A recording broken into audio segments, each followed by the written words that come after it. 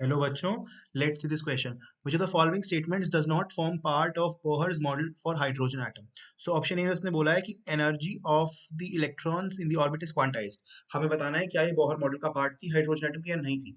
तो बिल्कुल थी बच्चों, ये बात बिल्कुल सही है, ये स्टेटमेंट सही है। क्योंकि बोहर मॉडल में हाइड्रोजन एटम के बोहर ने बताया था कि energy of N orbit is quantized. उसने फॉर्मूला दिया था कि nth ऑर्बिट की अगर मुझे एनर्जी निकालनी हो तो वो ई एन किसके इक्वल हो जाएगी, -13.6 Z square upon N square के। तो जैसे जैसे आपका एन वेरी करेगा, यानी कि ऑर्बिट नंबर वेरी करेगा, वैसे वैसे आपकी एनर्जी की वैल्यू डिफरेंट हो जाएगी। हर एक ऑर्बिट पे डिफरेंट होगी मगर एक ऑर्बिट पे सेम रहेगी। So that is called as quantization. तो एनर्जी उसने क्या बताई थी कि आपकी क्वांटाइज्ड है। ये स्टेटमेंट सही है मगर हमें इनकरेक्ट बतानी है, गलत बतानी है, does not form a part वाली बतानी है। So this will not be the option to be ticked. Okay, so option B, the electron in the orbit near the nearest the nucleus has the lowest energy. जो nearest orbit होगा बच्चों, वो पहला orbit होगा, मतलब हम कह सकते हैं कि वो ग्राउंड स्टेट होगी इलेक्ट्रॉन के लिए। ठीक है, और हमें ये बात पता है बच्चों की ग्राउंड स्टेट की एनर्जी क्या होती है, लोएस्ट होती है। जो कि ग्राउंड स्टेट एनर्जी में, ग्राउंड स्टेट से ही तो एनर्जी लेकर, एनर्जी एब्जॉर्ब करके वो हायर एनर्जी वाले ऑर्बिट्स में जाता है। ठीक है बच्चों, सो ऑफ कोर्स ये बात बिल्कुल सही है कि लोअर एनर्जी वाली, सबसे लोएस्ट एनर्जी वाली जो शेल होगी वो इलेक्ट्रॉन के ऑर्बिट के सबसे नियर होगी। So this is correct. So option B statement सही है मगर हमें गलत बतानी है। ठीक है बच्चों, ओके।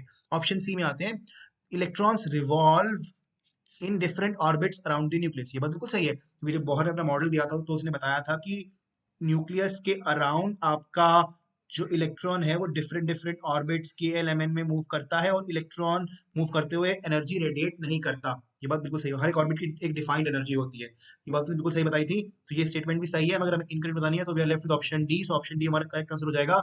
सो ऑप्शन डी में कहता क्या है, वो the position and velocity of the electron in the orbit can not be determined simultaneously. Yes, ये स्टेटमेंट गलत है।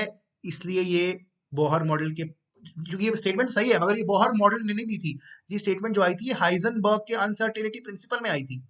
ये हाइजेनबर्ग का प्रिंसिपल है ना कि बोहर का। तो ये गलत हो जाएगा, तो इसलिए ऑप्शन सही है बच्चों। ठीक है, तो हमारे पहले 3 स्टेटमेंट गलत हो गए थे। तो ऑफकोर्स ये बात आई थी कि हमारा ऑप्शन डी करेक्ट होना था। तो ऑप्शन डी ही करेक्ट होने का मतलब ये था कि हमें एक बार चेक भी तो करना है ना। तो हमने चेक कर लिया कि जो आपका ऑप्शन डी है वो हाइजेनबर्ग अनसर्टेनिटी प्रिंसिपल है, क्योंकि हाइजेनबर्ग ने ये बताया था कि आपका position and velocity of the electron same जगह पे डिटरमाइन नहीं किया जा सकता। मगर बोहर ने तो क्या बताया था, बोहर ने तो ये एजम्पशन ली थी कि जो इलेक्ट्रॉन है वो हमेशा मतलब लोकेट करता है एक, located at a definite distance, है ना। और ऐसा उसने, हाइजेनबर्ग ने गलत प्रूफ कर दिया था। और उसने बताया था कि वो रिवॉल्व करता है डेफिनेट वेलोसिटी के साथ भी।